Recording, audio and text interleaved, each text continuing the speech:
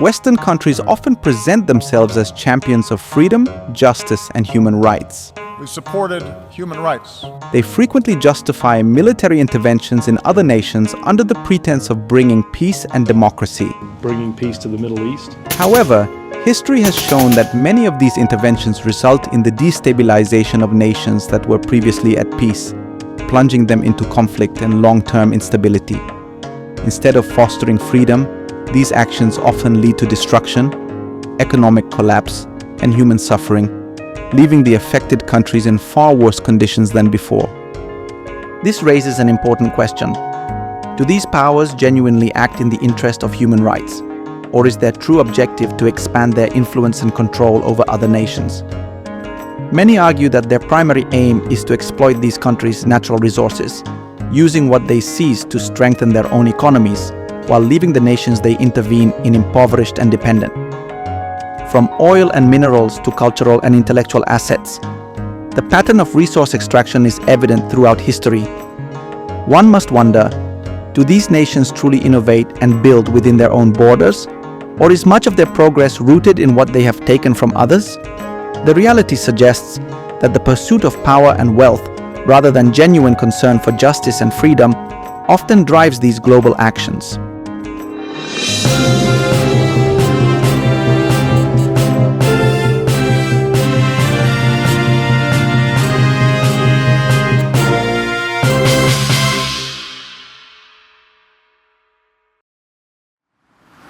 Every country in the world has political double standards, and in politics this is often considered normal. However, what is not normal is claiming to be a defender of freedom, justice, and human rights, while applying these values selectively. When we think about our mission to defend human rights and dignity, defend human rights and respond to humanitarian crises, to defend human rights, to defend human rights, to advance international peace and security. It is hypocrisy to support the oppressed only when they share your race, religion, or political interests, while ignoring or even backing the oppressor in other cases. If a country truly stands for justice, it should support human rights in all situations, not just when it benefits them politically or economically. A clear example of this double standard can be seen in how Western countries reacted to Russia's invasion of Ukraine. We continued to stand with the people of Ukraine and for the basic principle that nations have a right to determine their own destiny. that we stand firmly with Ukraine in support of its sovereignty. We will stand with Ukraine for as long as it takes. So we must stand with Ukraine. Almost all Western nations supported Ukraine, recognizing that it was the victim of aggression. They provided financial aid, military support, and political backing, insisting that defending Ukraine was the right thing to do. At first glance, this seemed like a moral decision, standing up for an oppressed nation against a powerful invader. However, it raises an important question. Was this support really about justice, or were there other hidden reasons behind their actions? If the West truly believes in defending oppressed people, then why do they not apply the same principle to all conflicts? This inconsistency became extremely clear after October 7th. When Israel launched a brutal assault on Gaza, the reaction of Western countries was completely different. The situation in Palestine was very similar to what happened in Ukraine. Palestinians were the oppressed, and Israel was the aggressor, just like Russia. However, instead of supporting the Palestinian people as they did with Ukraine, Western governments and media stood firmly with Israel. we stand with Israel. We stand with you in supporting Israel and its right to defend itself. And our message to Israel and the Israeli people has been that we stand with you and we will support you. We are proud to stand with the people of Israel. We stand with Israel. We'll continue to do so. They ignored Israel's crimes, justified its actions, and even sent military aid to help it continue its attacks. This made it obvious that their so-called commitment to justice and human rights is not based on principle, but on political and economic interests. The hypocrisy becomes even more obvious when we remember how the United States and its allies justified their invasion of Iraq. They claimed they were enforcing international law and punishing Iraq for violating it. At this hour, American and coalition forces are in the early stages of military operations to disarm Iraq, to free its people, and to defend the world from grave danger. But if breaking international law was such a serious issue, then why do these same countries ignore Israel's violations? Israel has broken far more international laws, committed war crimes, and even received an arrest warrant from the International Criminal Court, ICC, for its prime minister. Despite this, the United States and other leading Western powers continue to fully support Israel, providing it with weapons, money, and political protection. Israel's attack on Gaza has resulted in the deaths of over 60,000 people, most of them women and children. The destruction is unimaginable. According to the United Nations, Gaza has been reduced to 50 million tons of rubble, which is 12 times the size of the Great Pyramid of Giza. Yet despite this level of devastation, the United States and its allies continue to fund and support Israel. This raises an important question. Were these countries ever truly defenders of human rights and freedom, or do they simply not see Palestinians as human beings who deserve those rights?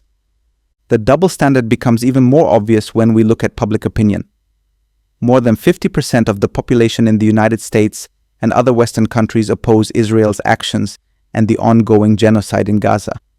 There have been massive protests in major cities around the world, with people demanding that their governments stop supporting Israel. But despite this overwhelming public opposition, these governments continue to stand by Israel. It is as if the voices of their own people do not matter, proving once again that their policies are driven by power and self-interest rather than justice or democracy. The actions of these governments show that their claims of defending human rights are selective. They use these values as a tool to justify actions that serve their interests but ignore them when they do not. The world is beginning to see through these lies, and the question remains: if justice and human rights are truly universal values, why do Western countries only apply them when it benefits them? Until they answer this question honestly, their claims of being champions of freedom and justice will remain empty words.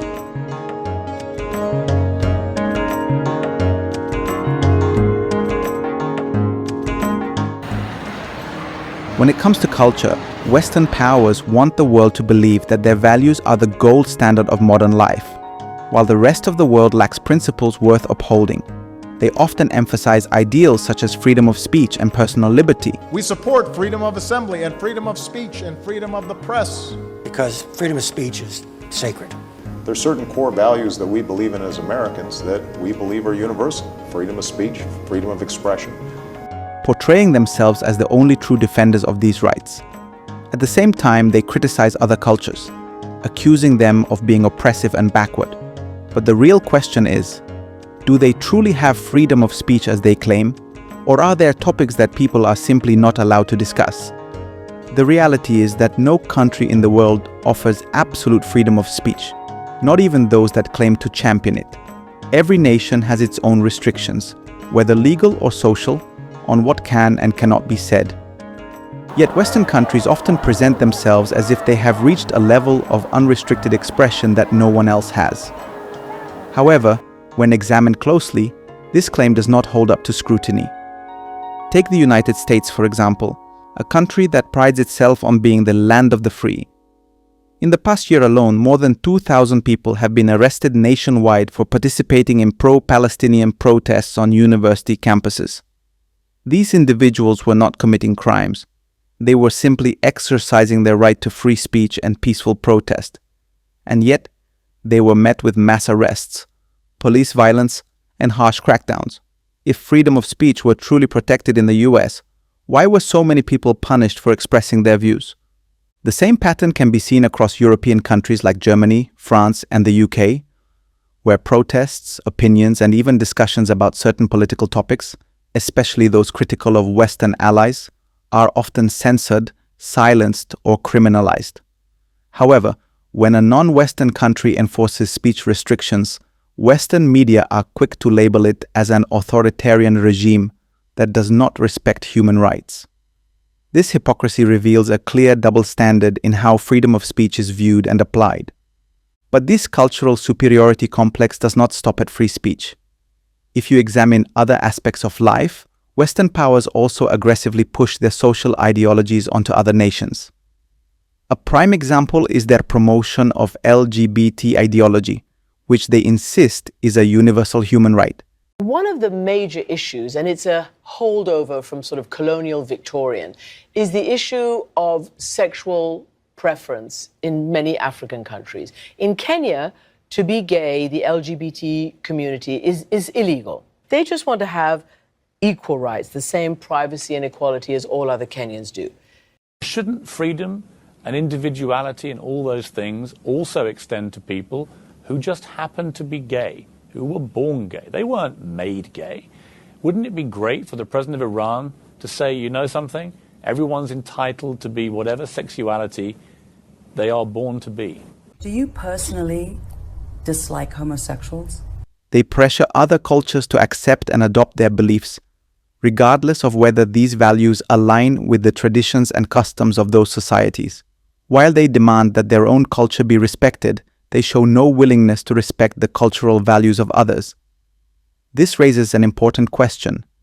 If freedom and tolerance are truly their guiding principles, why do they refuse to extend the same respect to different ways of life? This double standard became even more apparent during the 2022 FIFA World Cup in Qatar. Some Western football fans and LGBTQ activists attempted to publicly display LGBTQ symbols and messages in a country that does not share those cultural beliefs. Instead of respecting the customs and laws of their hosts, they tried to impose their own values onto the local population. When Qatari authorities refused to allow such political and cultural statements, Western media immediately launched a smear campaign accusing Qatar of being intolerant and oppressive. But let's reverse the situation. If Muslim fans had entered a European stadium and openly promoted Islamic values in ways that went against Western norms, would they have been welcomed with open arms? Of course not.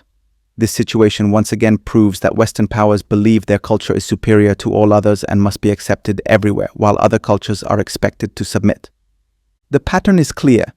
Western countries claim to uphold universal values like freedom of speech, tolerance, and respect. But their actions tell a very different story. They use these values as weapons, applying them only when it suits their political and ideological interests. They demand that other cultures conform to their way of thinking, but refuse to acknowledge or respect the values and traditions of others. This hypocrisy is becoming more obvious with each passing year, and people around the world are beginning to see through the illusion. Ultimately, true cultural respect should be mutual, not one-sided. If the West genuinely believes in freedom, then they must practice what they preach, not just when it benefits them, but in every situation.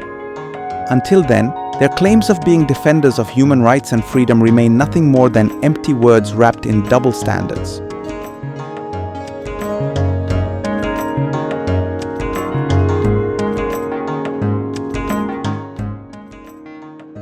We are living in an era where the world has become more interconnected than ever before. With the rapid growth of social media and 24/7 news coverage, people can instantly see what is happening across the globe as events unfold. This level of connectivity has made it easier to access information, but it has also exposed the biases and double standards present in mainstream media. One of the most obvious and troubling examples of this is how Western media report news related to race, ethnicity, and religion. If you closely analyze how most Western media outlets report violent incidents, you will notice a clear pattern. 4 people were killed in the shootings, another 22 were injured when a gunman described as an Islamist terrorist by the authorities there. When an attack is committed by a Muslim individual, the media are quick to emphasize their religion. Headlines often include words like Islamic extremist or Muslim terrorist, even when the crime was committed by a lone individual with no ties to any organized group. This type of reporting sends an implicit message that Islam itself is responsible for the violence, reinforcing harmful stereotypes that paint all Muslims as potential threats. The focus is not just on the person who committed the crime, but on their religious background, as if their faith was the main cause of their actions. However, when a similar act of violence is committed by a Christian or a white individual, the media take a completely different approach. Instead of focusing on their religion or ethnicity, the coverage often describes them as mentally unstable, a troubled individual, or someone who was acting alone. Their religious identity is rarely mentioned, and there is no attempt to link their actions to Christianity or any other broader ideology. The message in these cases is clear. When a white person commits a violent act, it is an isolated incident, but when a Muslim does the same, it is framed as part of a larger problem related to their faith. This double standard is not just limited to news coverage of individual crimes, it also extends to how political movements and social unrest are reported. A prime example of this can be seen in how far-right groups manipulate narratives to fuel hatred and division. Take, for instance, the 2024 Southport stabbings in the UK. Shortly after the attack, far-right groups spread false claims that the perpetrator was a Muslim and an asylum seeker. These lies quickly spread on social media, leading to anti-immigration protests and riots. The situation escalated so quickly that many people, without verifying the facts, believed that immigrants were responsible for the violence. Even when the truth eventually came out, the damage had already been done. Those false narratives had already fueled anger and resentment among many people. This is a clear example of how misinformation, amplified by biased reporting, can be weaponized to create fear and division in society. The consequences of such media bias are far-reaching. While the majority of people in Western countries are not openly racist, the media have shaped their perceptions in ways they may not even realize.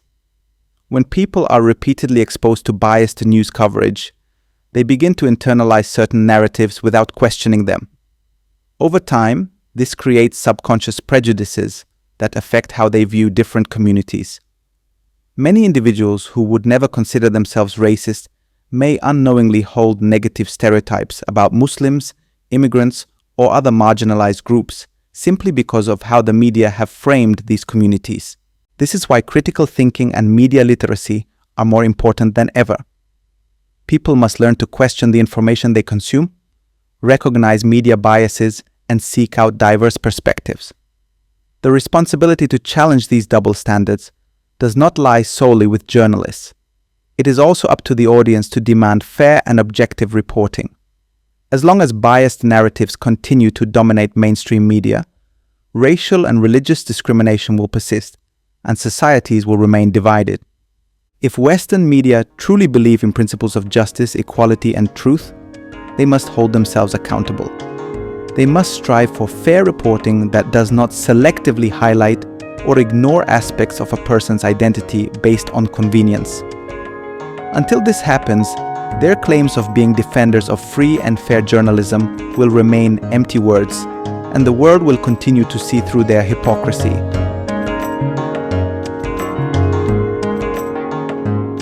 Thank you for watching. We truly appreciate your time and support.